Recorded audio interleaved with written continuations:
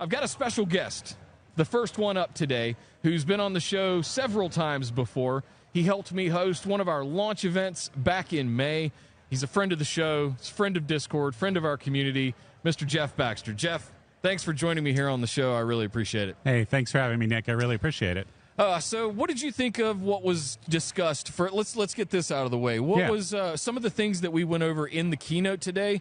It seems to be there's a very big theme around AI. Yes. I don't know if you heard or not, but that AI seems to be a really important thing now. I've heard, yeah. No, it's.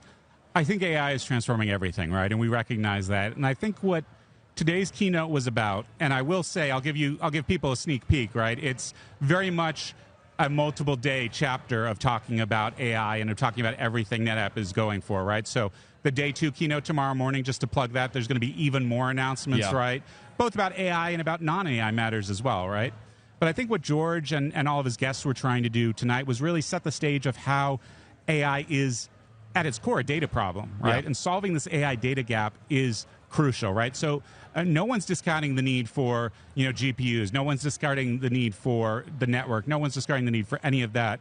But if your data isn't in place, if your data isn't compliant, if your data isn't ready, it doesn't matter about the rest of your stack. It's literal garbage in, garbage out. And so I think tonight was really about starting to unpeel the vision of what it looks like to have data be truly AI ready. Yeah, and I have a phrase I like to throw around that I'm committed to putting on a T-shirt at some point that says, no data, no AI. And I think a lot of what I heard from George, from all of the guest speakers as well, was that this is all about taking care of your data, the curation of that data, the mobility of that data, the global nature of it, the ability to move it around and access it from wherever you might be or where might need to use it.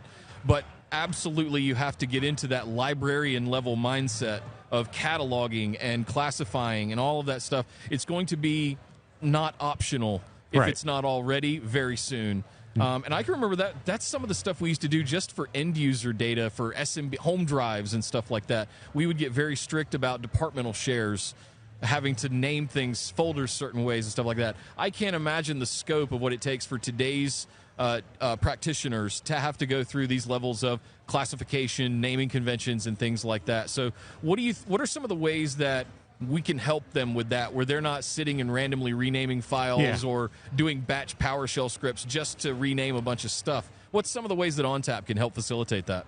Yeah, so I think the conversation today, Krish sort of unveiled this concept of a global metadata namespace that we're building, right? And if anything, I think it was undersold in terms of the impact you're going to see over the next couple of years in NetApp and the community as a whole. Right. This vision that he unveiled, which is something that is being built right now, by the way. It's not vaporware. And that is about, instead of having to name your files the right thing, right? Instead of having to bring your files together, this concept of having to move everything into a data lake is dead, right? The amount of data, the speed of data, the latency, the idea that you're ever going to physically bring your data together is becoming more and more ludicrous by the day. The idea that you're going to constantly have some other engine out there constantly scanning your data, trying to keep up with the pace of data growth, that's not realistic any longer. But if you are the file system, if you have access to the metadata, and if you can synthesize that in real time into one synthetic view of your entire global namespace, and then be able to apply AI against it, whether it's natural language queries or whether it's actually taking it as a data collection and bringing it out towards AI engines, that's transformative in terms of what it means to be, in the AI era for data. Absolutely. I'm looking at this through the lens of someone that sits at a keyboard or at a console managing systems and managing data to an extent. What are some practical things that they could sort of get in the habit of, in your mind, or what are some of the practical things that we could depend on ONTAP to help deliver? You mentioned this global metadata engine that we're building. Is that one of those things where we can drive classification down into the deepest bowels of your data and scan it all and classify it all? We don't have to depend on file level attributes so much anymore. No, in terms of what people can do today, by the way, one of the biggest things they can do is get in and use BlueXP and use data classification today, right? So one of the things we did earlier this year was we made data classification free for all NetApp data, right? And usage has taken off from there, and it's an amazing success story.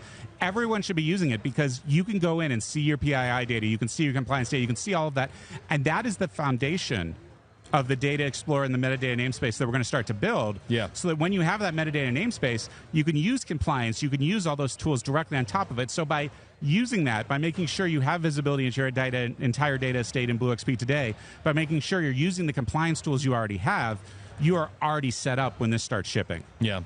What do you see as some of the most exciting opportunities if we get into a kind of a solutions level conversation?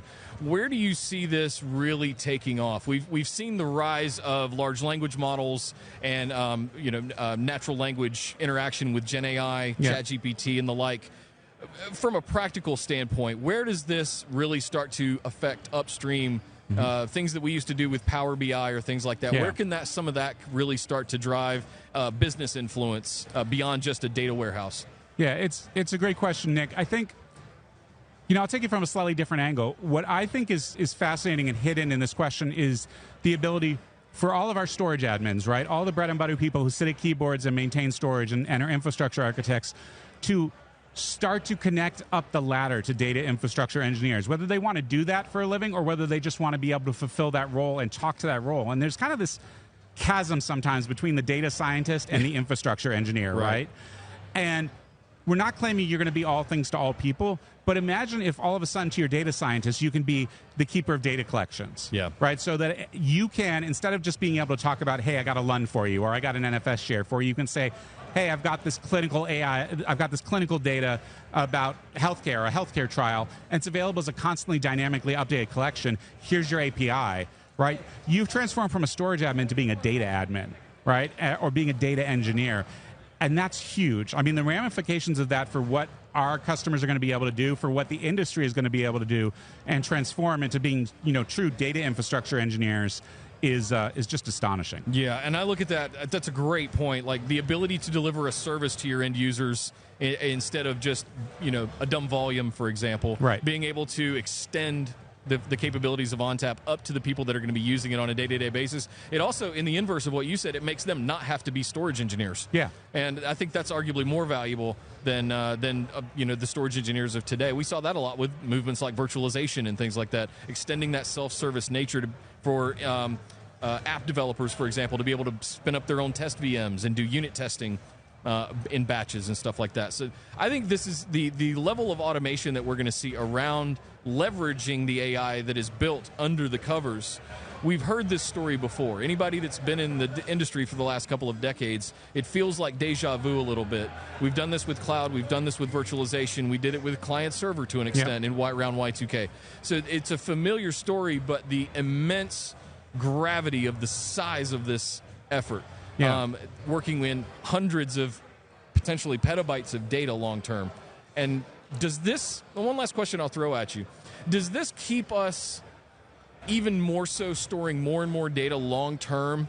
And not, how do we deal with archiving when it comes to this stuff? I guess is a loose question that just popped into my mind. Yeah, because it's a great question. We try to tear some of that stuff off. Yeah. We try to we want to shove it in a cold, dark hole so that we can just not have to worry about it. But that's arguably some of the most valuable historical data that you have access to. Why not leverage it? So does that mean more long-term data is going to be stored on active systems? I think not necessarily, right? Because I think once you have the metadata captured and you've done the vector embeddings for that data, right, what it will cause is vector databases to continue to grow and grow and grow with data. And that's why some of the things we're going to talk about making vector databases more and more efficient are going to be important. But the data itself can be kept on cooler and cooler and cooler storage. It doesn't need to be constantly analyzed if you have this metadata namespace. So I think, there will be some longevity of data for sure. But I think one of the things we've always been committed to is making sure the data is in the right place at the right time at the right cost. Right? You've probably heard that from NetApp a lot.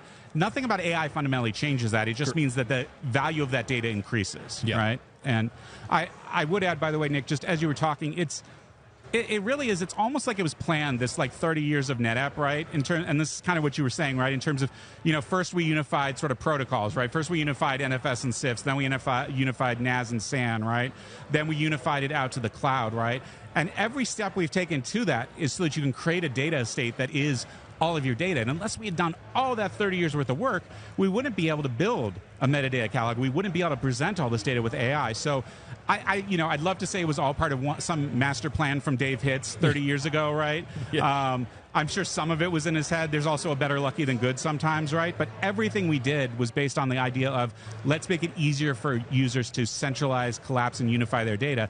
And that is ideally suited to when you want to take advantage of it with AI. Yeah, I couldn't agree more. And I think this just plays into our strengths. Yes. And arguably punishes the weakness of some of the others that are out there, if I'm being honest, because this has been our bread and butter, the multi-protocol, unified, one system to rule them all kind of approach, now in large multi-node clusters and now in multi-site metadata warehouses. Like, you can get really scalable with this kind of a solution, and it really rewards that unification when you do it right, when you take advantage of a lot of the things that ONTAP has to offer. So I'm excited about it. I think this is going to be a fantastic way that we can bring all of this stuff together specifically for AI.